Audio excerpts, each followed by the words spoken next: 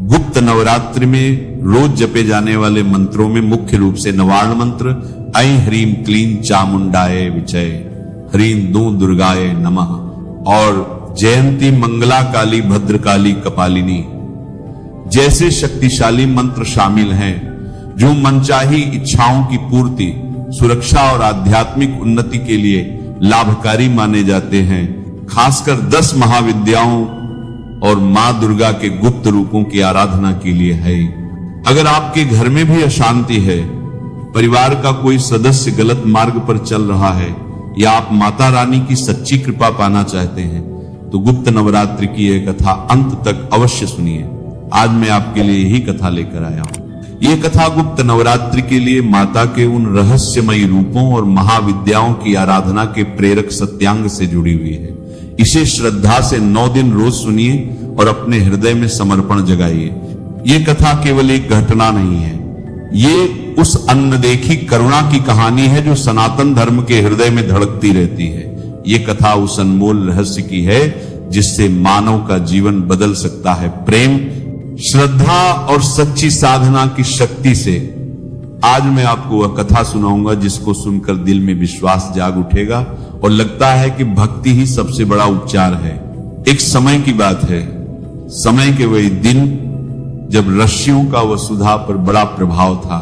जब जंगलों में तपस्वियों की माला की गूंज सुनने को मिलती थी और नगरों में भी विद्वान लोग धर्म के मार्ग पर चलते थे, उस समय श्रृंगी ऋषि नाम के एक महापुरुष अपने सानिध्य में भक्तों को ध्यान, उपदेश और शांति बांटने हेतु एक नगर में पहुंचे। उनके चेहरे पर वे गुण थे जो उस चरणों के सम्मुख सारा विश्व शांत कर देते थे। करुणा, क्षमाशीलता और ज्ञान का वह तेज। वे जैसे ही नगर के प्रमुख स्थल पर ठहरे, वहां भक्तों का जमावड़ा हो गया। हर कोई उनके मुख से दर्शन चाहता, उनका आशीर्वाद लेना चाहता था। भीड़ में कई प्रकार के लोग थे, सज्जन, साधक, दुखी, आशावान। और उसी भीड़ में एक स्त्री आई। वह न तो महात्माओं जैसी दीदी थी, न समृद्ध कुछ विशेष, पर उसकी आंखों में दुख का अटल सागर छलक रहा था। उसका हृदय बोझ से दबा हुआ था। माथे पर चिंता की लकीरें गहरी थी, पर उसके शब्दों में जो अनुरोध झलकता था, वह श्रद्धा और निवेदन से भरा था। ऋषि के चरणों में गिरकर कहने लगी, हे मुनिवर, मेरे जीवन का दुख इतना बढ़ गया है कि मैं अपने घर में धर्म के काम ठीक से नहीं कर पाती। मेरा पति पापों में डूबा हुआ है। मांसाहार, मदिरा, जुआ, छल कपट सब में उलझा रहता है। वह दान को भी अपने हाथ में नहीं देता, पूजा पाठ में मेरा साथ नहीं देता और घर का वातावरण उग्र हो चला है। मैं तो सदैव माता दुर्गा की भक्त रही, पर घर की स्थिति से मेरा मन टूटा जा रहा है। कृपया बताइए मैं क्या करूं? मैं अपनी शक्ति से अपने परिवार को धर्म के पथ पर लाना चाहती हूं। श्रृंगी ऋषि ने उसकी बात बड़े ध्यान से सुनी।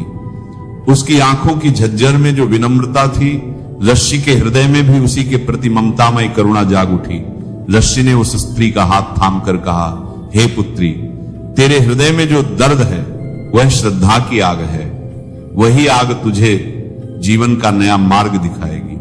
तुम माता का नाम रखकर जो साधना करोगी, वही तुम्हारे और तुम्हारे परिवार के जीवन को परिवर्तन करेगी। पर यह साधना किसी दिखावे की चीज नहीं, ये एक गुप्त, अंतर्मुखी और पूर्ण समर्पण की साधना है। यह साधना गुप्त नवरात्रियों में होगी। स्त्री ने आश्चर्य से पूछा, गुप्त नवरात्रि वो क्या है?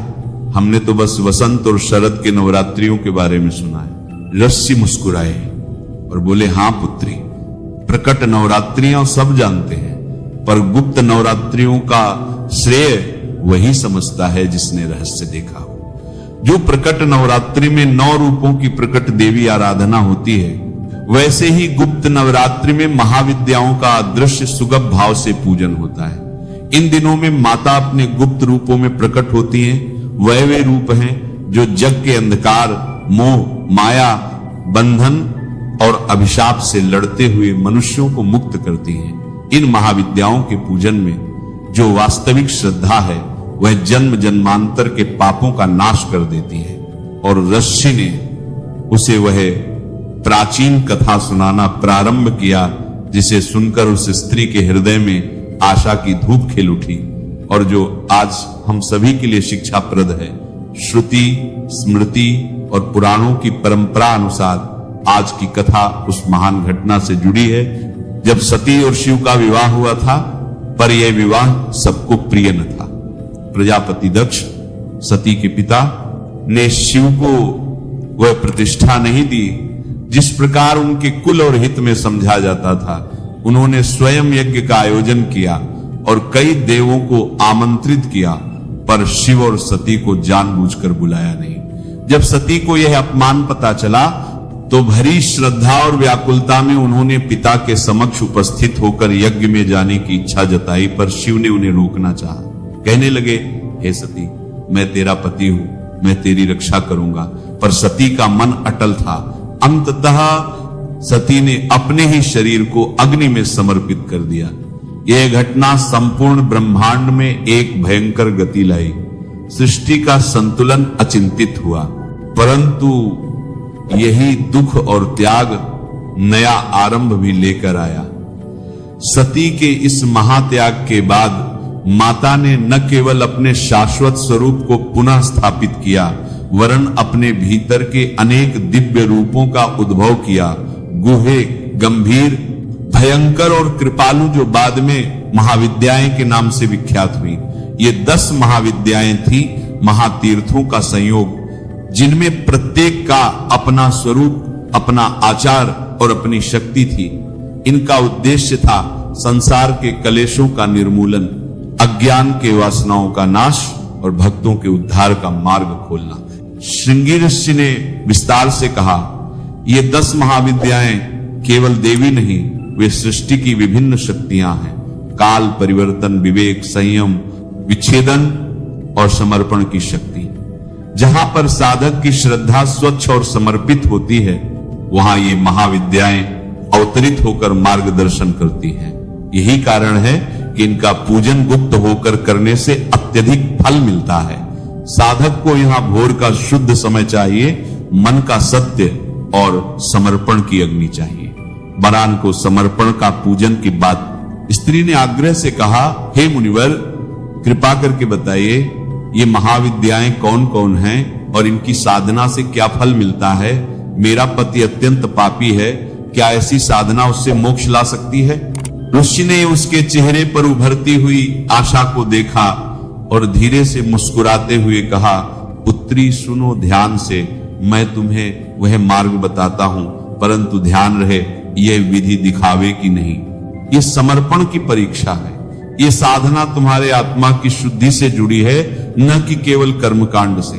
फिर भी मैं तुम्हें महाविद्याओं का संक्षेप बताऊंगा ताकि तुम्हें श्रद्धा का आधार मिले। उन्होंने कहा, पहली महाविद्या है काली, जो समय और परिवर्तन की आदि शक्ति है। काली का पत्र पाठी देखकर साधक अपने भय से मुक्त होता है। काली उस बंधन को काट देती है जो पाप और अभिमान से बना होता है। दूसरी महाविद्या तारा रानी है, ये बुद्धि को तेज देती है, रचनात्मकता और विवेक का उजास फैलाती है। तीव्र बुद्धि जिनको चाहिए वे तारा रानी का नाम जपें। तीसरी त्रिपुर सुंदरी है, ये रूप मधुरता और श्री स्वरूप की देवी हैं। वे उस कार्य को सिद्ध कराती हैं जो बाधा से बाधित हो। चौथी भुवनेश्वरी है, ये समस्त लोगों की अधिष्ठात्री हैं, जिनकी कृपा से संसारिक इच्छाएं स्वस्थ रूप से पूर्ण होती हैं। पांचवी छिन्न मस्तिका, जिसका स्वरूप आश्चर्यजनक है, वह सब बंधनों को अपने शस्त्र से काट देती हैं। उनके पास समर्पण का गहन रहस्य है और वे रोगों, क्लेशों और अशुद्धियों का नाश करती हैं। लिश्य बोले, छठी त्रिपुर भैरवी हैं, ये भय और भय की जड़ को नष्ट करती हैं। विवाह योग्य कार्यों में विघ्न हो तो इनकी साधना उपयोगी होती है। सातवीं धूमावती, इनके पास विकृत, जटिल, अस्पष्ट समस्याओं का समाधान है। वे तंत्र मंत्र, टोना टोटके और बुरी दृष्टि के प्रभावों से रक्षा करती है। आठवीं बगलामुखी, जो मुख पर लगने वाली विपत्तियों, अपशब्दों और मानहानि से रक्षा करती है। उनकी पूजा से प्रतिकूल शक्तियां चुप हो जाती हैं। नौवीं मातंगी, गृहस्थ जीवन से जुड़े सभी समस्याओं की दैवीय उपाय बतलाती हैं। वे भाषा शक्ति और गुप्त विद्या को बढ़ाती हैं। और अंतिम 10वीं कमला या कमलवर्तिनी, ये ऐश्वर्य, समृद्धि और सौंदर्य की देवी हैं। इनके द्वारा साधक को सांसारिक सुखों की प्राप्ति भी होती है, पर ये सब तभी स्थायी होते हैं जब भक्त का हृदय शुद्ध हो। श्रृंगी ऋषि ने उसकी आंखों में पल पल की उम्मीद बढ़ती देखकर कहा, पुत्री, यदि कोई मनुष्य जिसका जीवन पापों से भरा हो भी इन दिनों में पूर्ण श्रद्धा से माता की गुप्त आराधना करता है तो उसके पापों का संचित भार धीरे धीरे घट कर जाता है। यह साधना सिर्फ प्रतीकात्मक नहीं है, यह जीवन की रस्सियों को काटकर आत्मा को स्वतंत्र कर देती है। पर यह कहने पर कि सब आसान है, मैं नहीं कहूंगा साधना कठिन है, पर फल अपार है। उस स्त्री ने घर लौटी तो वो उन रस्सी की बातें अपने मन में घर घर कर ले गई। उसने सादा हृदय से गुप्त नवरात्रि की तैयारी की। उसने प्रतिबद्धता ली, दिनचर्या में संयम लाई, मांसाहार को त्यागा, मदिरा से दूरी बनाई और विशेष मन से माता की भक्ति आरंभ की।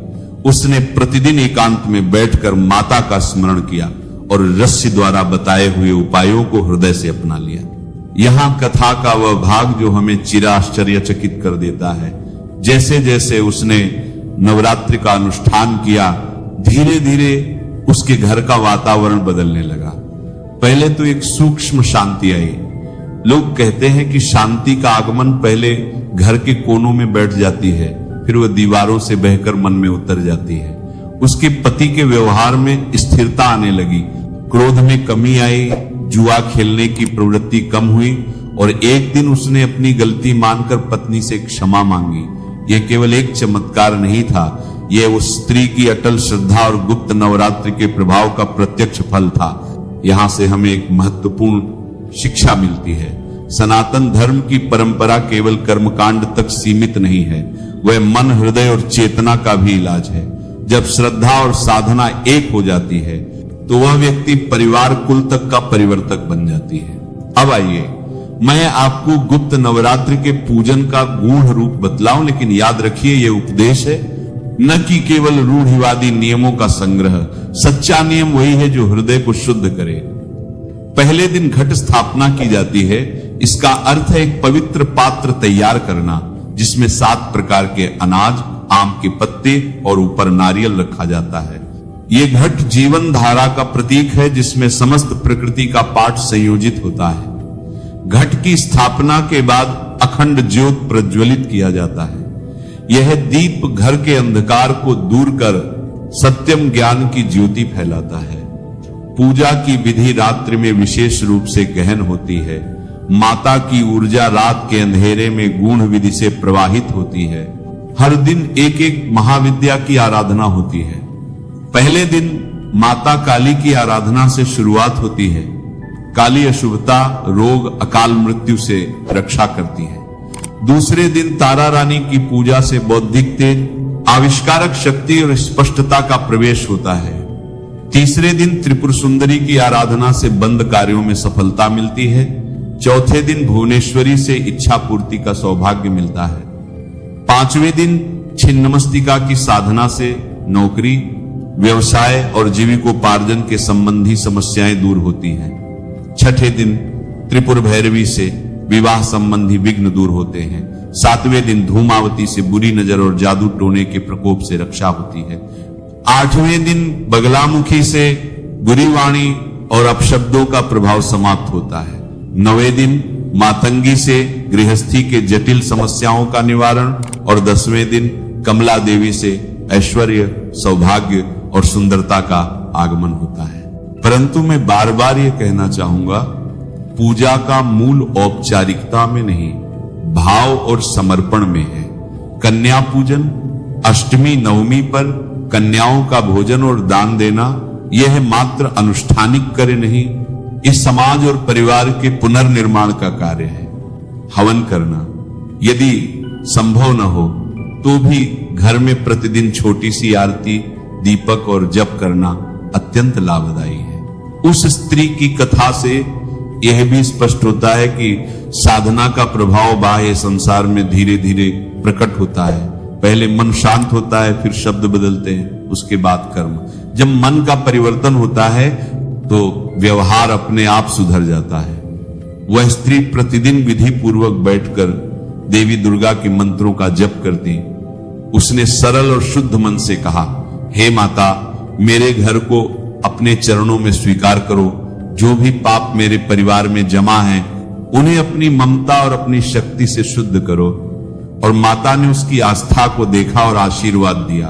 अंत में श्रृंगी ऋषि ने उस स्त्री को यह उपदेश सौंपा, पुत्री, पूजा पाठ करो पर साथ ही सदाचार करो। अपने शब्दों को मधुर रखो, अपने कर्मों को पवित्र रखो। यदि तुम्हारा हृदय शुद्ध होगा तभी देवी की मंद मंद मुस्कान तुम्हारे घर में उतरकर तुम्हें आशीर्वाद देगी। और याद रखो, कभी भी धैर्य न छोड़ो, वही धैर्य तुम्हारे घर की बुराइयों का नाश करेगा। और इस प्रकार उस स्त्री का जीवन बदल गया। उसके घर में एक नई सुबह आई। पति ने जुए को त्यागा, मदिरा से दूरी बनाई और धीरे धीरे उस घर में वह शांति और साधना का वातावरण बना जिसकी कल्पना भी वे पहले नहीं कर सकते थे। यह सब केवल इसलिए संभव हुआ क्योंकि उस स्त्री ने निष्ठापूर्वक गुप्त नवरात्रि की साधना की सिर निडर कर कर कहा, हे माता, मेरा जीवन तुम्हारे चरणों में समर्पित है।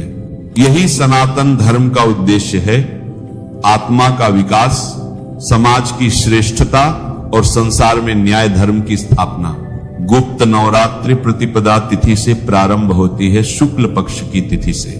प्रतिपदा तिथि का प्रारंभ हो रहा है 19 जनवरी 2026 को सुबह 1:21 पर और प्रतिपदा तिथि का समापन हो रहा है 20 जनवरी 2026 को सुबह 2:14 पर। तो सूर्योदय कालीन तिथि के अनुसार 19 जनवरी 2026 सोमवार से गुप्त नवरात्रि का प्रारंभ होगा।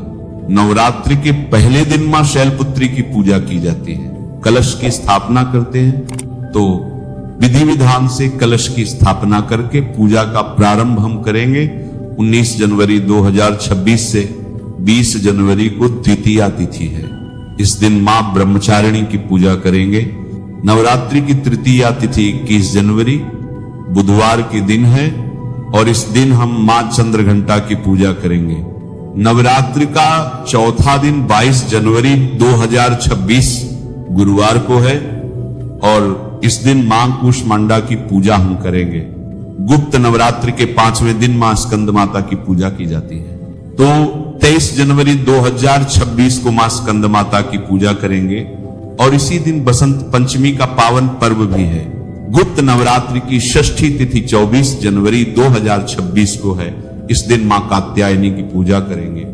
नवरात्रि के 7वें दिन सप्तमी तिथि अर्थात रविवार 25 जनवरी को मां दुर्गा के 7वें स्वरूप मां कालरात्रि की पूजा करेंगे। नवरात्रि की अष्टमी तिथि 26 जनवरी सोमवार को है। तो सोमवारी दुर्गा अष्टमी का शुभ संयोग भी आपको प्राप्त होगा और इस दिन हम मां महागौरी की आराधना करेंगे। गुप्त नवरात्रि की नवमी तिथि हमें मंगलवार 27 जनवरी 2026 को प्राप्त हो रही है। इस दिन मां सिद्धिदात्री की पूजा करेंगे। कन्या पूजन, हवन इत्यादि सभी कार्य 27 जनवरी 2026 मंगलवार को ही किए जाएंगे। जो भक्त नवरात्रि का व्रत धारण करेंगे उन्हें व्रत का पारण दशमी तिथि पर करना है अर्थात बुधवार 28 जनवरी 2026 को। इस प्रकार नवरात्रि का प्रारंभ 19 जनवरी 2026 को होगा और इसका समापन 27 जनवरी नवमी तिथि पर होगा। दशमी तिथि को व्रत का पारण किया जाएगा। जो भक्त व्रत करेंगे उनके लिए 28 जनवरी व्रत के पारण का दिन होगा। वैसे आप चाहें तो 27 जनवरी को भी कन्या पूजन, हवन इत्यादि करने के बाद व्रत का पारण कर सकते हैं। कलश स्थापना का शुभ मुहूर्त, नवरात्रि के पहले दिन कलश की स्थापना करनी है। तो शुभ मुहूर्त इस प्रकार है। कलश की स्थापना आप सुबह सूर्योदय के बाद सुबह 7:14 से सुबह 8:34 तक कर सकते हैं। सुबह 8:34 से राहु काल प्रारंभ हो जाएगा और राहु काल में कोई भी शुभ कार्य नहीं किया जाता। इसलिए यदि आप सुबह कलश स्थापना करना चाहते हैं तो तो सूर्योदय से पहले सारी तैयारी करके रखें और सुबह 7:14 से 8:34 के बीच कलश की स्थापना कर लें। यदि किसी कारणवश इस समय में कलश की स्थापना नहीं कर पाते हैं तो आप अभिजीत मुहूर्त में कलश की स्थापना कर सकते हैं। अभिजीत मुहूर्त का समय है दोपहर 12:11 से दोपहर 12:53 तक। इस समय में भी आप विधि विधान से कलश की स्थापना कर सकते हैं। कलश की स्थापना नहीं करते हैं, किसी भी कारणवश अगर आप कलश की स्थापना नहीं कर रहे हैं तो भी आपको प्रतिदिन पूजा अवश्य करना है। मतलब सुबह और शाम आप पूजा कीजिए, भोग लगाइए, माता रानी को आरती कीजिए, मंत्रों का जप जरूर कीजिए और उपाय आप कर सकते हैं। चाहे फिर आप कलश की स्थापना नहीं भी करते हैं तो भी आप सभी उपाय कर सकते हैं। नमः शिवाय। श्री महालक्ष्मी नमः।